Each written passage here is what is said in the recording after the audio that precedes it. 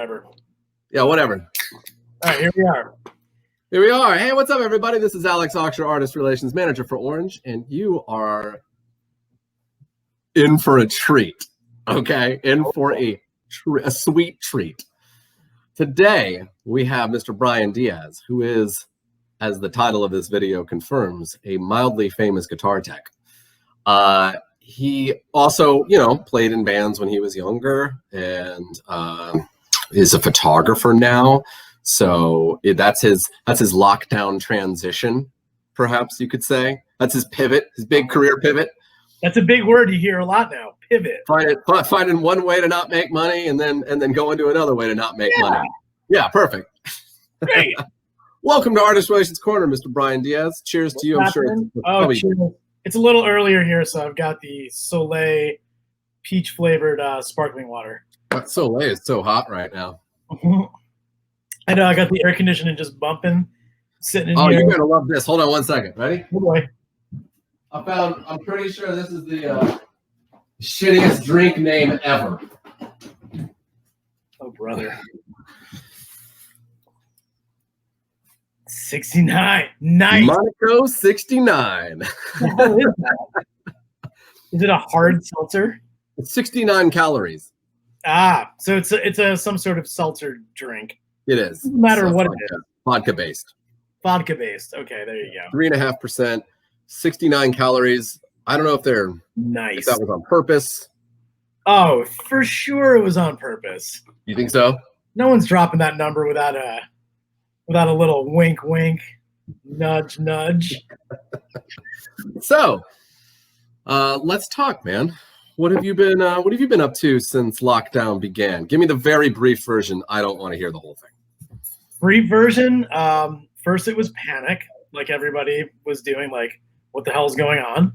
Mm-hmm. Once I got past that, I kind of was like, okay, got to breathe deep, see what's going on. I just went full screen there. Did that happen on? No, I'm playing with it to make it look cool. Okay. Yeah, I kind of just. I freaked out a little bit. I didn't know what I was going to be doing for, all my tours were disappearing. The last thing I was doing, I was in rehearsal with Fall Out Boy. Man, it was like March 8th, I think was the last day. And then 5 days later, everything, here in LA anyway, just shut right down. So yeah, kind of just started figuring out like, what can I do? I do a lot of photo work, so I started kind of trying to do that. It's keeping me afloat for the meantime, but long term, I'd love to be back on tour. I did a couple of live stream shows. I did a thing with Bush for their record release show. That was pretty interesting. That's the world we're living in now. We're doing the live stream thing. The solo layout makes it so hard, isn't it? It's you're like talking to yourself. I'm just talking to no one right now. Why are you doing this? Oh, this is gonna be fun, man. What are you doing to me? So you did some of those live stream shows? You did the Bush thing? Yeah, I did I was supposed to go to Australia with them, and then that went away. So I'm just so afraid you're gonna make me talk to myself again. Nah, dude. I hate it. I'm just like, okay, I can't even look at myself right now. Son of a bitch. Tell us more. So I did did the lot. Oh God, here it is. Man, it sucks. When I agreed to do this, yeah, I was having a nice afternoon. No, did the live stream thing. That was cool. I don't know. Is that what we're doing from now on? We're just doing live streams? I really hope we're not just doing live streams. Oh God, it's like I'm not saying it's the worst, but it's just like, I don't know. You go into a place, it's like filming a TV show and there's no audience. Just filming a thing, Yeah. I did another one for Usher, which is he had a live band. He actually the guitar player you son of a bitch. I don't know what you're doing. It's weird. Why are you doing that? Why'd you put that on? Should I put on? I think I'm too comfortable. Yeah. This is too comfortable of an interview because it's just going to be us laughing about shit for however long we understand each other. Sure. Yeah, we did that. I did that Usher thing too. Not another, in studio thing. Guitarist actually, he ended up using an orange. He wanted an orange thing. So there you go. Orange. Usher keeps his all of his backline gear here in Atlanta, and he's got a there's like a gold drum kit in there. It's like literally gold. We didn't have that one. There's what are those scoot around things that were supposed to revolutionize the world, but they didn't? Oh, the hoverboard little guys, or yeah, but like the one that like tourists ride through the city and like Segway? Segways, yeah. He had like a gold Segway. Was this part of his like stage stuff? Like he just kind of like ride out on stage in his gold Segway? Yeah, apparently he does his sound checks by like riding his Segway around the venue with it, like it sings. No way. That's what I've been told. I can't let any guy's a baller. Anybody that I work for to hear that, because we'll be carrying a Segway. Yeah. On the next tour, it'll be like in like Dodger Stadium, just like cruising around. Pete's got his bass on. Just that's Pete from Fall Out Boy. By the way, Brian is the guitar tech for Pete from Fall Out Boy. That's why he's mildly famous. Amongst a few others. Yeah. Actually, tell us which ones. Start with the most famous and then go down, and then I'll stop you when they stop being famous enough to mention. Okay. Well, old Duff McKagan. I worked for Duff McKagan. You might know him from Velvet Revolver. Duff McKagan's Loaded. Duff McKagan's Loaded and Velvet Revolver. He was in something else. I can't. Oh, Frank Bello, who played he played bass in Helmet for a year. Okay. I worked for Chris Traynor from he was in a band Amps. From Traynor Amps. Larry Lalonde from Possessed. Yeah. And skateboarding. Larry Lalonde of skateboarding fame. Yes. Right. This is hard to do without the paper in front of me. Hey, make it easier. Make it the full screen again. So okay. Yeah. Now that you're like hitting a lull, you should probably lay out. There you go. Now it's really uncomfortable. Now you're really on the spot. Do I have anything on my wall that would indicate who I've worked for? No, just those guys. No, I don't know. I don't remember. Doesn't matter.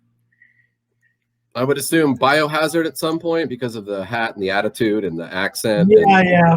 Sure. I've worked for every band from New York. Every single one of them. Billy Joel, Madball. No, I've never worked for Madball. Don't let that get. I'll get pummeled. You got it. Just off the record. It's not. Madball, I wish I could tour with them. Mm-hmm. I don't know if they need text though. I feel like they just show up, just a guitar loose on their back, just get on stage and whatever is there, they just plug it in. Whatever's there. Maybe not. I don't know. The hell do I know? No. Hey man, give us some tour stories. Give us something. Is that that's my favorite? So this is a prepared interview. Yeah, what's it like being on tour? What do you guys do? Is it as crazy as everybody says? Man, I was just in the books that were written in the 70s. I was just today thinking, like, man, what I wouldn't give to hear some just like, some old roadie just be like, man, living the dream.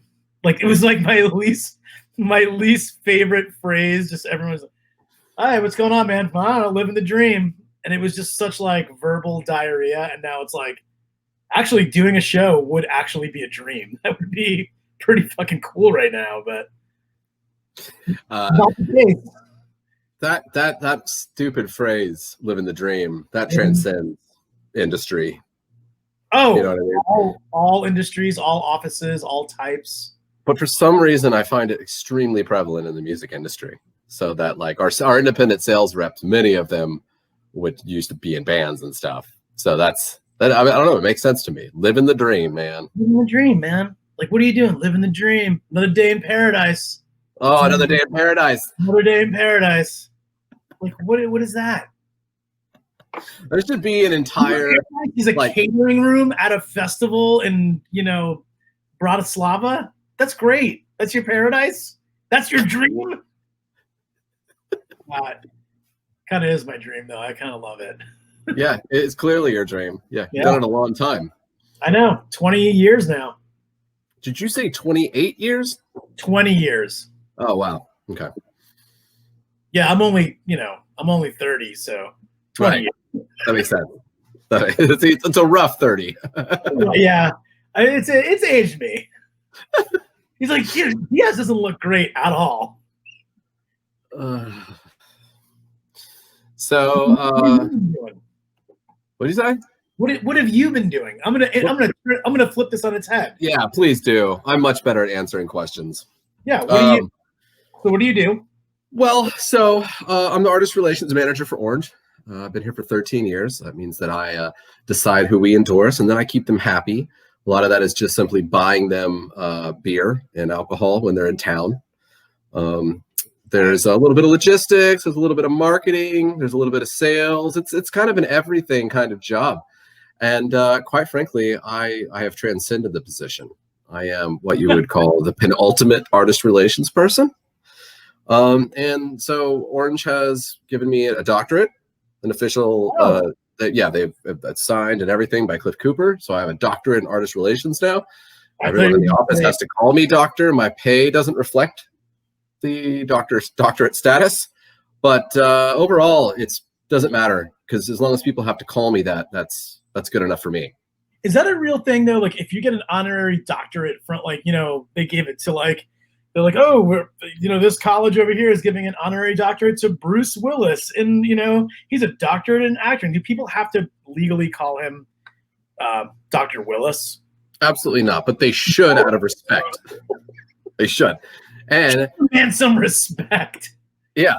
Some respect on his name. Hold on, I gotta turn off these notifications. I'm getting text here. All right. It's another screen up top over here. So overall, lockdown has been good for Orange. Actually, as it has for every musical instrument company. Everybody's way up. Well, honestly though, are people like kind of like, I don't know what else to do. I'm just gonna go buy an amp right now and learn how to fucking rip it. That's literally what they're doing. Really? They're doing it on such a grand scale that we are backwarded on certain SKUs for months at a time. So. Oh wow. Okay, yeah. I thought you were kidding. No, I'm dead serious. It's insane.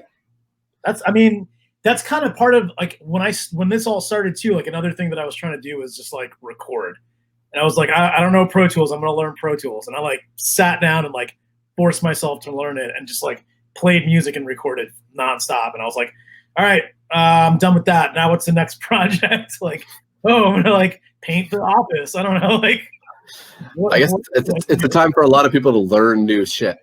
Yeah, that's what I feel like. And I'm not gonna be one of those people if you didn't learn anything, you wasted your time, because there's a lot of people who say that to you. You can learn nothing and just, I don't know, curl up in a ball and just kind of dread every day. But yeah, I've learned nothing. Do shit I don't know. I don't think I've learned anything in 10 years though. Oh no, I'm learning things that I should have learned 10 years ago. That's I'm professional tools. I have to learn to record with professional tools. So you say the whole thing, huh? I do. Yeah. I got my information phone over here. I use it to go on Electronic Bay. The whole all that stuff. Okay. Walk my Les Paul guitar. That kind of stuff. Yeah. What? Oh God. I don't have any questions for you, Brian, because I know. I wish you did.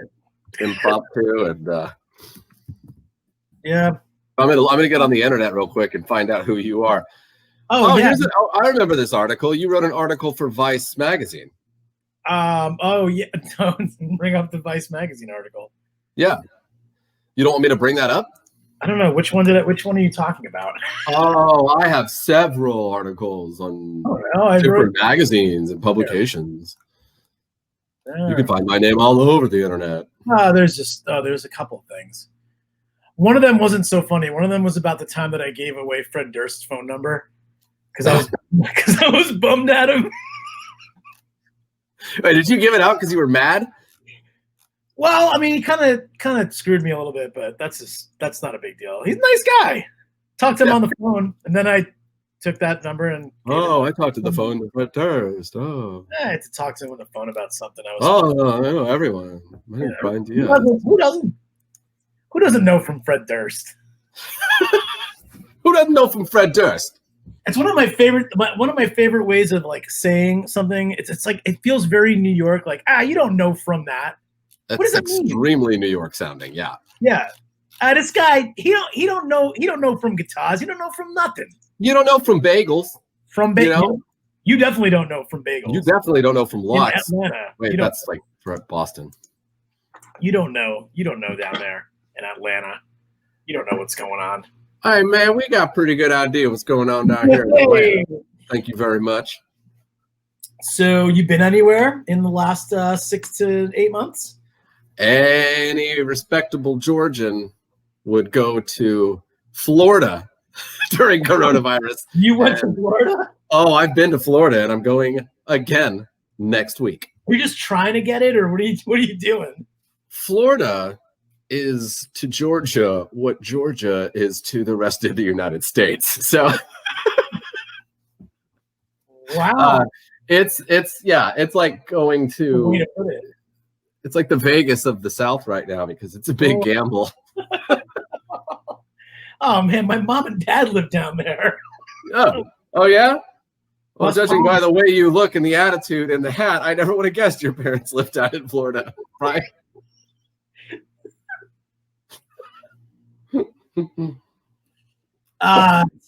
All Florida is the Bronx with palm trees. So.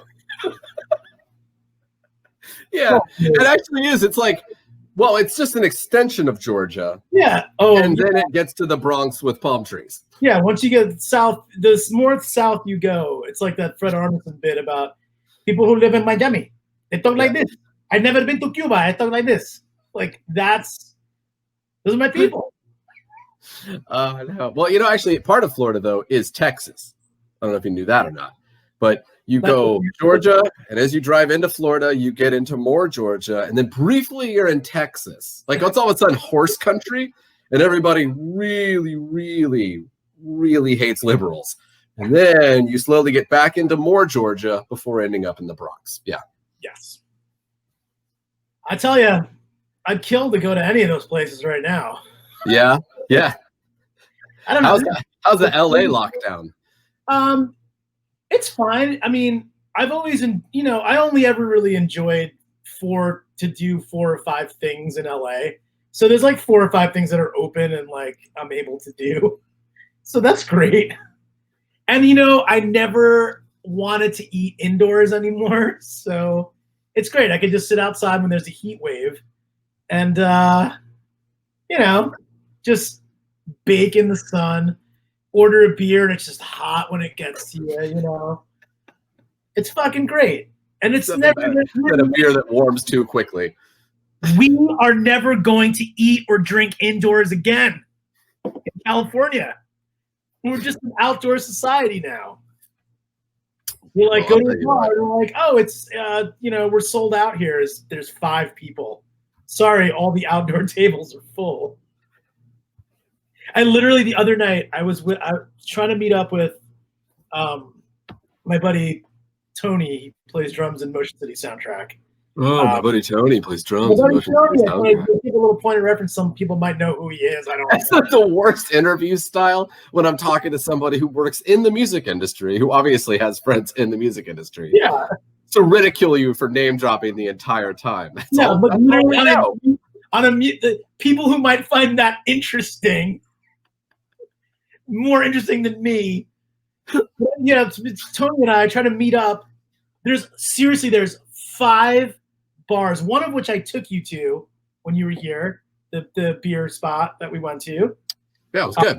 We try to go 5 different places, and they're all just a Friday night. Just like, no, we're at capacity. Oh, there's 10 people in a sidewalk. Cool. So that's how LA lockdown's going. So, should we talk about guitar stuff at all? I don't care.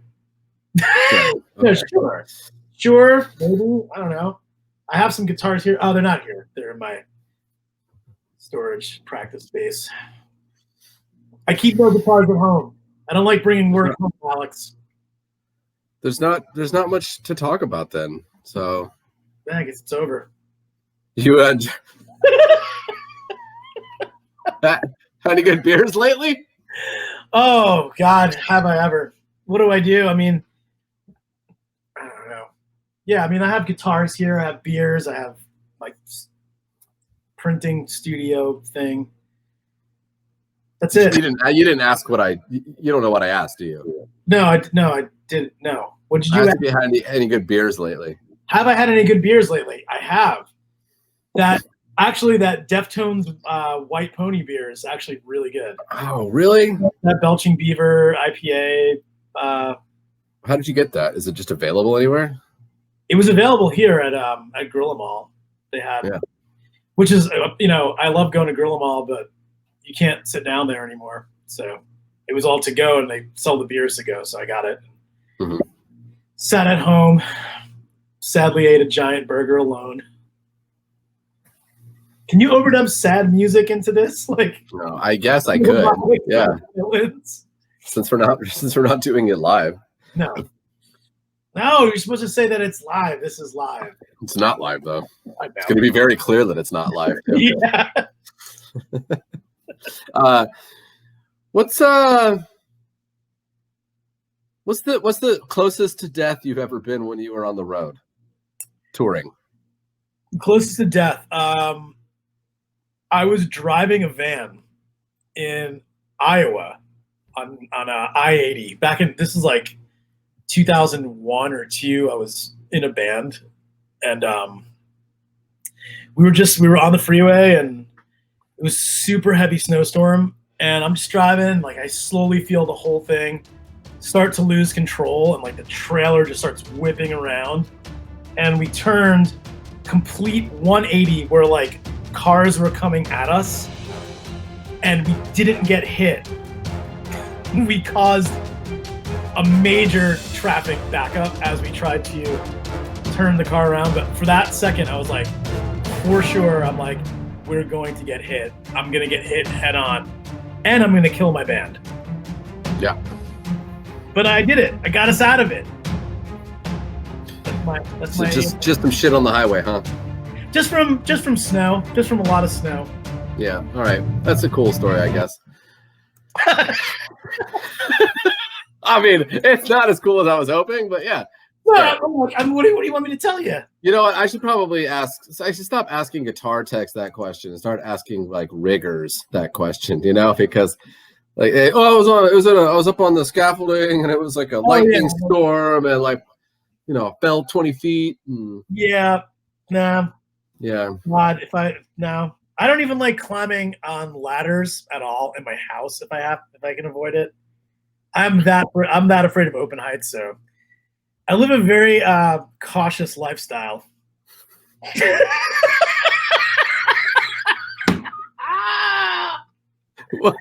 That's untrue.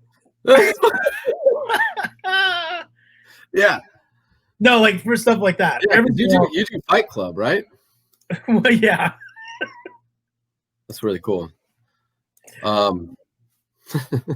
Hey. Are you in your house, or are you in an office? Where are you? No, I'm in my house. Okay. Yeah. That's that's your design there. Just that is that your decoration? Did you do that? This right here? Yeah. Yeah, I did that. And then what's above that? What do we got? Oh, it's a picture. Wow, you really went all out decorating. This is actually my kitchen. Oh, okay. Part of my kitchen. You just drag that shit out. You're like, I gotta do one of these corner things. But Do you want to see it? Yeah, show me your kitchen. We've had a lot of questions from viewers about what the kitchen looks like. I think I've been in your kitchen, or like, yeah, that's it over there. Have I been? You think you're in my old house? I think I went to your old house. Yeah. Yeah, but yeah, I mean, no expense spared, obviously. No. Clearly, with all of like the windfall of cash that we've had this year, we've gone. This I used 2 markers for this. Wow, that's flex. That's what the kids call flex. Yeah. Flex it and out. then this amp, that's from. That's from your private collection. Yeah. Thank you. I'm running out of things to say about this bullshit. You really want? I mean, and the substrate for this sign was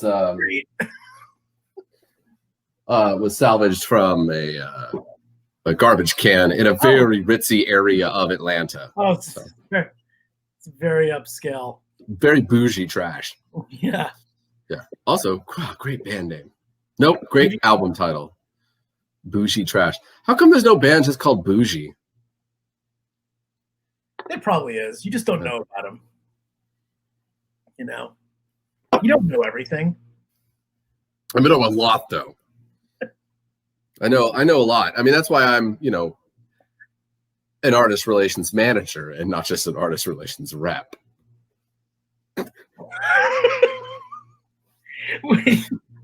Yeah. So, because I didn't prepare anything, I'm going to ask you questions from a website that has questions for job interviews. Okay? So, if I get these right, do I work at Orange? That's the question. Because I am looking for employment. Yeah, maybe. All right, just on with it. Okay. So first question, and by the way, these are garbage. Okay. Well, what do you think of garden gnomes? Well, I mean, I've stolen a few in my life, so as long as they're not too heavy, I prefer the plastic kind because they're easy to run away with. Okay. Okay, yeah. So it says there's no right answer to this question, but if your team likes to be, this is an example, sarcastic with one another, then you might want a candidate to say something like, well, if I could get a job as one, then I probably wouldn't be here today talking to you. You decided to tell me about how you stole garden gnomes. And quite frankly, I don't think you fit the company culture of thievery. Yeah. All right, let's move on. Well, it's not a complete disqualifier yet. Job interview. I forgot. Okay. Get job interview. All right. You've been given an elephant. You can't give it away or sell it. What would you do with the elephant? I got a question for you. Can I ask you a question? How big is it a baby elephant? You cannot answer or ask me a question. Well, I'm just gonna raise it. I'm, to hell with my neighbors. I'm doing what I have to do to take care of another living being. Now, see, that shows a tendency to be a nurturer, and I like that in a candidate. Yeah. That's great. If you were a tree, what kind of tree would you be, and why? Oh, just a plastic Christmas tree. Just take me apart and put me in a box at the end of the season and just leave me alone. Let you rest for 11 months? Yeah, just let me rest, for fuck's sake, in a dark box in a closet. Oh, man. All right. Moving on. Brian Diaz, potential candidate for working at Orange. Sure. Well, we finished the interview, and you step outside the office and find a lottery ticket that ends up winning $10 million. What would you do? Well, I'd probably put it on Craigslist or somewhere and see if I can find the lost connections. Like, oh, hey, someone lost this winning lottery ticket. You might want to come and claim it. I don't know how I'd prove it was theirs, but I just think it's the right thing to do. It's not the correct answer, unfortunately. No, definitely not. All right. Well, we got another chance. A couple Okay. more chances. If you had to be shipwrecked on a desert island, but all of your human needs, such as food and water, were taken care of, what 2 items would you want to have with you?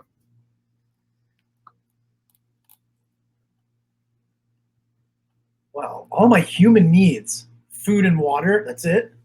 Mm-hmm. You don't know what my human needs are. That's the only 2. That's the only 2 that everybody has. You have more human needs than that? I guess not.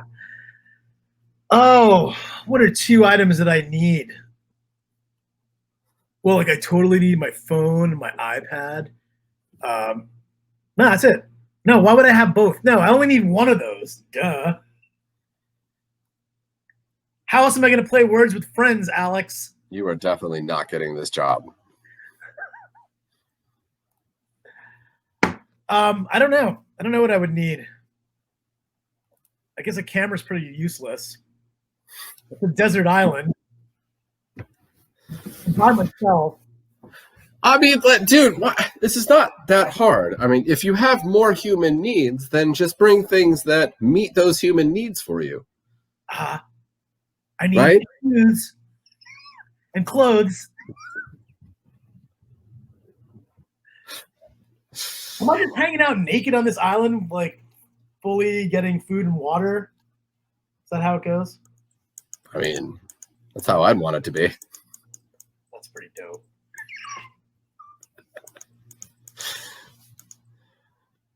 All right. Brian, what's the hardest situation you've been in as a guitar tech? Oh, the hardest situation I've ever been in.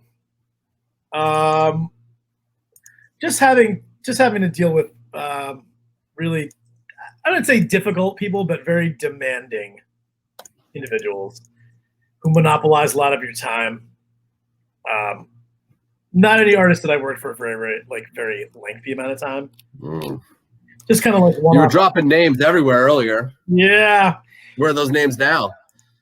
No. Actually, you know what? The most difficult thing I've ever had to do as a guitar tech was set up drums. That was the hardest thing I've ever had to do. I don't know what those things do. There's all sorts of pieces and screws and shit. I'm going to be totally honest with you, man. Drumming would probably be my primary instrument at this point, and I can still barely set up a drum set. So I understand. I love when someone's just like, oh, it's super easy. It's just a 4-piece kit. I'm like, 4? That's not 4 pieces. That's a lot of pieces. That's more than I see a lot of little pieces. There's like all sorts of things, clamps and shit. I don't deal with clamps. I don't do it. Then you just bang on it until it breaks. That's the whole point of drums, right? Mm-hmm. Yeah. That's it. That's dumb. Oh boy. Oh, picking Throwing sides. down the axe, dude. Throwing it down. What was your introduction to the industry? How did you get a job as a guitar tech in the first place? Honestly, it was just going from being in a band, like just not wanting to stop touring and wanting to just continue, just like be around music. And I was like, oh, this will just be temporary. I won't, I'll do this for a bit while I figure out, like, try to start another band. And then I actually started making money. So I was like, oh, I think I'm just going to keep doing this. And, I was touring with Motion City Soundtrack, and I was like, they were friends of mine, and they were friends that I had toured with, like my band had played with their band, and we toured together. And then it was like just weird working for your friends. But once you start getting paid, you're like, oh, I could do this. That's fine. I didn't really know what I was doing at first, though. I was like, so just like set the stuff up over here, or like, what do you want me to do? Like, no, I need you to like put new pickups in this guitar, and then okay, I better figure out how to do that. Just wait, you just use like glue? You just like glue them in, or? So you're the first person I've ever talked to that didn't have a super glamorous story for how they got into this industry. No, because it's not glamorous. Anybody who tells you that that's not true, by the way. Okay, it's always like, I worked in my local theater or whatever. Not actually kind of wish that I had. Like maybe I don't know. I just kind of just went from musician to tech to musician and back and forth. Like. I get it. I'm in this industry because of Craigslist. So seriously? Yeah. For real. You got to play on stage with Fall Out Boy. I do play. You do play. You actively get to play on a certain song. Usually in the very last song. They always play the same last song. If it's just like a normal concert, not a one-off kind of weird like TV show or anything, but yeah, they'll play the last song, and Pete will do his thing where he jumps into the crowd and grabs the mic and sings in the crowd, and someone's got to play bass. Somebody. So why not me? Yeah, it's like a thing that I actually like. I was like, oh yeah, I do that. Like I was watching. It's one of those things I'm like, oh, like this thing is on YouTube, like this show we did. I'm like, oh, I'm going to watch this and see what that was like, because I never see it from that angle. I get to the end, I'm like, oh, there's me. I'm playing. Hooray. So that's kind of a testament to how easy the Fall Out Boy songs are. Can you... I didn't have a follow-up for that. Hey, What band do you wish you could work for? None. I'm sick of it. I'm over it. This is my official retirement right here. So your retirement is going to be to start over as a photographer? Yeah, I really chose, like, I was like, I'm making a little too much money as a guitar tech. Mm-hmm. I'd like to make less if possible. How about none? That sound good? Yeah. I don't think about the bands I want to work for anymore. Like, I don't think about like, oh, that would be really cool. I've actually worked for a lot of bands that I wanted, would be cool to work for. I was like, oh, I've toured with Guns N' Roses, and I've toured with Primus, and that kind of shit. It's like, I don't know, that's pretty cool. Like, I don't know, like you can throw whatever at me now, and I'm like, yeah, but I got to jam with Slash, so that was pretty cool. Yeah. No, I did. I actually had to do a sound check for Duff. He was flying into Germany, and he didn't make it in time for a sound check, and the band was there, and they were like ready to go. And they hit me up. They were like, do you know how many songs do you know these 6 songs? So for about 2 hours I was like practicing the songs, and then they came out and I had to sound check with Slash, and I was like hoping that he would kind of go easy on me and like not do like the 10-minute guitar solo in Rocket Queen. I was like, I don't need to be up there for half hour playing with them, and he did not take it easy. He did show length version, full talk box solo. I'm just like watching him play, and I'm also like, what is happening right now? Like, what am I doing? This is really weird. But you held your own. I did. And he was like, can you play this song? Can you play this? And he's like, can you play Estranged? And I said, no, that's got too many parts. Yeah. And he just like threw his hands up. He goes, that's it. Diaz said, no, Estranged. Too many parts. And you've never talked to him again since. Yeah. He was like, get off my goddamn stage. Just came over and ripped your credentials off. Like, get out of here. Go home. Reason, it's like had like one of those like name badge off the clip on. He's like, go to the bus. threw it out into the crowd. He's like, security! Escort this man out of the Olympia Stadium. Yeah. Wow. I mean, there's it's not that many people that say they got to jam with Slash, Oh, it was cool. I mean, there's probably a lot of like really old dudes that have paid money to attend like a Slash camp or something that got to do it, but yeah. I think about that too. There's definitely people who pay a lot of money for those like stage tours, and I'm like, what are you even seeing? Because like the band's not here. You're just like checking out a bunch of roadies. Cool, and we're all like, please don't walk around that. Don't touch that. Yeah, everybody's just bitter and upset that they're even there. I'm like, oh great, I have to be here for the stage tour. Hey, very cool. Hey man, that dream, living the dream, bro. Another day in paradise. Oh, what I wouldn't give to be at a stage tour right now.